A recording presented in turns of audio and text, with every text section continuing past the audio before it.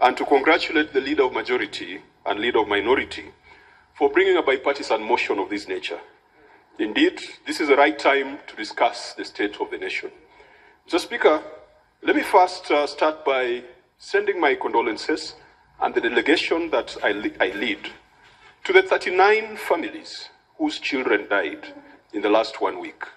The Kenya National Commission on Human Rights has told us that 36 were injured, 627 young people were arrested, and 32 have disappeared.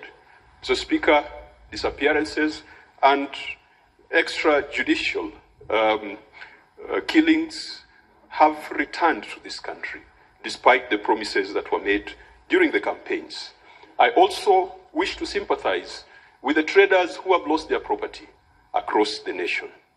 Mr. Speaker, even though not related, allow me to take this opportunity to send my condolences also to the family of the late Joe Barage Wanjui. Those who know Joe Wanjui, he was a chancellor at the University of Nairobi. He is a foremost businessman in this country. And I send condolences because, Mr. Speaker, Joe Wanjui gave me an opportunity to join the financial services world. When I left the university, he never cared about my last name. He cared about my ability to serve. And Mr. Speaker, may his soul rest in peace, and we shall remember his sophisticated humility, which I have struggled to emulate. Mr. Speaker, last week when I was in church, the young people told me when I come to this house, I must read out Ephesians chapter 6, verse 12. For we fight not against flesh and blood, but against principalities and powers. The Gen Zs are not fighting against flesh and blood. Theirs is a fight against principalities and powers, rulers of darkness and wickedness in high places. Gen Zs don't want to kill anybody, even though we are killing them. We have snipers in this building to kill our young people. They are not fighting flesh and blood, Mr. Speaker. It is about wickedness in high places, parliament, state house, city hall, governor's premises, across the nation. It is wickedness in high places that the Gen Zs are fighting against. It was not even the finance bill, Mr. Speaker, that was the problem. The finance bill was a catalyst. All this started when we decided to force on Kenyans a housing law. In fact, it's a good thing that those young people came to parliament, because we are the ones who passed a housing law and told the young people they can go to hell if they want. We are the ones who passed a health law, which nobody understands today. Mr. Speaker, those people who work for the National Health Insurance Fund, they have no certainty. They don't know whether they have a job. Leave alone a job, they don't even know whether they have a health cover. And yet they work for the National Health Insurance Fund. It was this parliament that brought about that kind of wickedness, that many of our people today do not have health cover. Today, children in schools do not have health cover, something that we thought would be a constitutional guarantee. It was taken away, and this parliament kept quiet about it. Mr. Speaker, the Gen Zs are fighting about the neo-colonialism that we are seeing today. When Kenyans are complaining about their government, the first person to respond to us is the American ambassador in PowerPoint presentations, telling us how our elections are free and fair, telling us how our president has been sent from God, and telling us that we are making the right decisions, that we should persevere. Gen Zs are tired of that neo-colonialism and double standards. Someone told to me that if those protests were about the rights of persons of the LGBTQ community, Mr. Speaker, and 39 people were dead, the Western world would have frozen aid, they would have frozen external assistance to Kenya. Are the lives of gays and lesbians more important than the lives of the 39 that we have talked about? We saw what happened in our neighboring country, Uganda. They came up with laws that limited the rights and freedoms of persons of that orientation. And Uganda has now been denied funding. The Speaker of the Assembly in Uganda is being hounded out of office. She cannot even travel, Mr. Speaker. We do not want the double standards of neo-colonialists, and we pray that the Gen Zs in America will do the right thing. Mr. Speaker, the arrogance that we have displayed as a leadership, the tribalism that we have been expressing and calling it shareholding. Shareholding is nothing when it comes to national politics. It is pure tribalism. It is ethnic jingoism. It is ethnic chauvinism. Mr. Speaker, we are talking here with Senator Omtata, asking ourselves, why do you need a voter's card when you already have a national ID? And that has been the system in this country, to disenfranchise certain parts of this country. We have been around through electoral processes, and we know that the registration of voters is a first step for rigging of elections. Mr. Speaker, I want to ask the majority and minority leaders that in that motion, that we should push to ensure that in this country, once you have a national ID card, then you can automatically become a voter. Because I've heard the arrogant politicians, those who voted yes to the finance bill last week, saying that Gen Zs will not take them anywhere because, after all, they are not registered as voters. Once you are a citizen, you've got a right to vote. And we should not introduce additional bureaucracies in the name of registration of voters. The last time we did that exercise, this country spent 7 billion Kenya shillings on biometric voter registration equipment. Those are the areas where we could make savings. If we could take that 7 billion that I am sure that the IBC is going to ask for another round of voter registration, that amount of money can take care of the doctors, can take care of the junior secondary school teachers. Mr. Speaker, we have annoyed the Gen Zs by our fake religious fervor. The religious fundamentalism that is in this country, Mr. Speaker, where we go to churches, and then we say that the persons we vanquished are children of a lesser God, that the victors are the ones who pray to the true God. Today, Gen Zs have told us that the voice of the youth is a voice of God. Mr. Speaker, I've reflected and I've looked at what Wole Soyinka wrote. I think it was Soyinka who wrote The Trouble with Nigeria. And Soyinka said, it was Chinua Achebe. It was Achebe who did the Trouble with Nigeria. He said, there is no problem with the Nigerian land, the Nigerian soil, the Nigerian air, the Nigerian water, the Nigerian seas and lakes. The trouble with Nigeria, as is the trouble with Kenya, is the failure of leadership. It is a cult of mediocrity. It is indiscipline and it is corruption. Mr. Speaker, ever since Achebe made those very, very interesting remarks more than 20, 30 years ago, Kenya has not learned a lesson. I am so happy about this revolution that our young people have brought upon us, because it is going to change the architecture of our politics. Before, the people who mattered were the leaders and owners of parties. Today, the true bosses are the youngsters, the Gen Zs, our brothers and sisters, our sons and daughters. Mr. Speaker, I heard the president say that he wants to set up certain committees to go around the country to find out what the youth want. But why do you ask for a job when you don't know what the people who elected you want, Mr. Speaker? And sometimes we can propose a lot of things, and yet the solutions lie here in this Constitution. We have a chapter or an article, Article 55 of the Constitution, which talks about specific application of rights with respect to youth. And so instead of the president wasting taxpayers' money with another BBI like SACAS, I invite the president to read Article 55. That says the state shall take measures, including affirmative action programs, to ensure that the youth access relevant education and training, have opportunities to associate, be represented, and to participate in political, social, economic, and other spheres of life, that the youth can access employment, and that they are protected from harmful cultural practices and exploitation. You don't need a committee to go around the country to come and tell you that, because the framers of our Constitution already put it there. What do the Gen Z want, Mr. Speaker? The Gen Z wants us to be faithful to this Constitution, especially the Bill of Rights, the rights and fundamental freedoms in this Constitution, which belong to each individual and are not granted by the state. And the responsibility of the state, as far as the rights are concerned, is to observe, to respect, protect, promote, and to fulfill the realization of those rights. Why do you have to set up committees and dialogue teams? And yet, in the Constitution, it says every Kenyan has got a right to life. That right to life is not abortion. Those boys who are felled by snipers outside this parliament We have violated their right to life. The young people want equality and freedom from discrimination.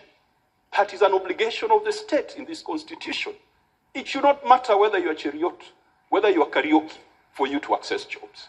The other day, I'm watching on TV as leadership of KEFIS, Kenya Plant Health Inspectorate scheme, are talking about a new system that they've launched. The first person to speak sounds like he comes from Meru.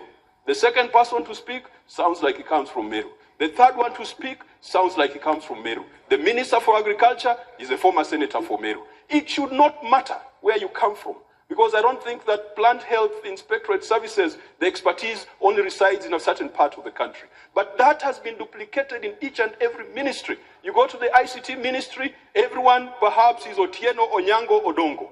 You go to another ministry of roads, everyone is Senator Cheriot. Fomeru, Senator Kajwang just yield. Senator Fomeru, we agreed before. Just take a seat. Just take a seat. We agreed before.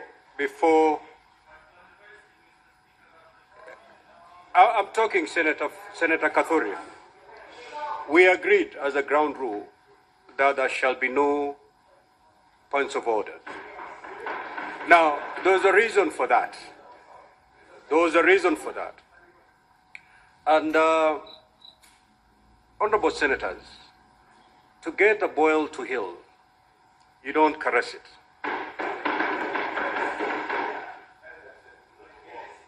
If you need the boil to heal, you must squeeze it really hard.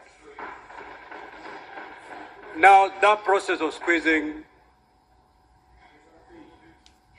is pretty painful. But if we need to get out of this place where we are, we just have to squeeze this boil. So, Senator Kathuri, I will give you an opportunity where you're going to lay your case and nobody is going to raise a point of order on you. Conclude, Senator Kajwang. Mr. Speaker, when dry bones are mentioned in a proverb, some people feel jittery. I am talking about the rights and fundamental freedoms that are in the Constitution. Every Kenyan deserves a right to work in public. And that is what the young people are asking for. They are asking for human dignity to be observed. Our people want to be treated properly, like human beings. They don't want to be treated like animals, like we have seen out there in the streets. Our people, our young people, want freedom of conscience, religion, belief, and opinion. They want freedom of expression. They want freedom of association, freedom to assemble, to demonstrate, to picket and petition, and not to be greeted by bullets. Mr. Speaker, when we talk about 39 people dead, it's as if we are counting heaps of logs of firewood. These are children of people. There's a mother somewhere shedding tears today, Mr. Speaker. There is a father somewhere talking about the lost opportunities as a result of a young person doing what he was told he can do comfortably under this constitution. When you talk about the 39, we are talking about Ibrahim Kamau. Ibrahim Kamau had just left high school, Mr. Speaker. He was felled by a sniper outside this parliament. He was killed within the presence of parliament. We are talking about David Chege, a computer science graduate from Jomo Kenyatta University, felled by a sniper's bullet outside this parliament. The blood has not died in the grass of parliament. We are talking about Eric Shieni, a university student. We are talking about Evans Kiratu, who was killed by a tear gas when tear gas exploded on him. We are talking about Rex Kanyike, Brian Kasaine. Gen Z are saying, grant us the rights that are due to us in the Constitution. More importantly, Gen Zs are demanding that the economic and social rights that are granted unto them in this Constitution and which belong to them, it's not granted by the state. The duty of the state is to fulfill it. These rights belong to the Gen Zs and to the people of Kenya. Mr. Speaker, you don't need a committee of rocket scientists. You don't need a committee of experts You don't need people from the United Nations to come and interpret for you this constitution. The answers to the problems are all here. Gen Zs are saying, let us ensure that Chapter 6 of this constitution is observed and fulfilled, because we have made leadership, and particularly political office, an opportunity to lord over other people and not to serve them. Mr. Speaker, I believe that if the government sat back and reflected, they would realize that all the answers and all the solutions are here. I want to propose further, Mr. Speaker, as we craft this motion and as the leader of majority brings further amendments, I am particularly disturbed when I see the military walking around the streets of Nairobi. Mr. Speaker, we have seen what has happened in neighboring countries. Let us not tempt our military. Let us keep them in the barracks. Let them do the spectacular job they have always done of defending and protecting this nation from external aggression. When you bring the military to the streets, it is like exposing a child to sugar or a child to honey. It has been seen before, it has happened before. South Sudan, Maine, Mr. Speaker. Sudan was a big economy. It was booming. The agricultural sector, the petroleum and mining sector was booming. Sudan is now in shambles. Ethiopia, Mr. Speaker. Ethiopia was an economy that was competing with Kenya. It was poised to overtake Kenya. Safaricom went into Ethiopia, and Kenyan banks and insurance companies wanted to go into Ethiopia. It was messed up by the military. Our resolution, despite what the High Court has done and what the National Assembly did, let the military take the tanks back to the barracks. That should be a resolution of this House. Number two, Mr. Speaker, I have had some instances of sibling rivalry. Because the Senate is sitting and the National Assembly is in hiding, there are people who are saying, scrap the Senate. Mr. Speaker, I want to tell those who say scrap the Senate that we've got a good record as a Senate. We have referred 146 cases to the Ethics and Anti-Corruption Commission. And Mr. Speaker, out of the 146 cases, very few of them have been investigated or prosecuted to the final conclusion. And we have told EACC we are going to bring them here before the Committee of the Whole. And Mr. Speaker, I want to tell Gen Z, please pay EACC a visit. There is a problem there. You guys need to go and visit and say hello to the EACC, because we have a problem. Mr. Speaker, this House, in terms of accountability, has impeached at least 5 governors. That is 10% of the counties. Can our brothers tell us how many ministers they have impeached? This House has gone to the Supreme Court to seek opinions that has developed jurisprudence in this nation. This House in unison marched to Milimani. And Mr. Speaker, in our march to Milimani, the late Senator Haj, the Senator Gideon Moy, the senators that you could not imagine were the ones who were leading our march to Milimani on the concurrence matter. Mr. Speaker, this Senate has taken its services and its sittings out of Nairobi. And I think we've gone to 4 counties. This Senate has organized legislative conferences and devolution conferences. They should tell us the last time the National Assembly sat outside Nairobi. But it does not matter, Mr. Speaker, because in the end, the difference between us and them is like the difference between a cheetah and a leopard. And in my community, we have one name for both. And so it does not matter whether we voted yes or no. We are all collectively in this.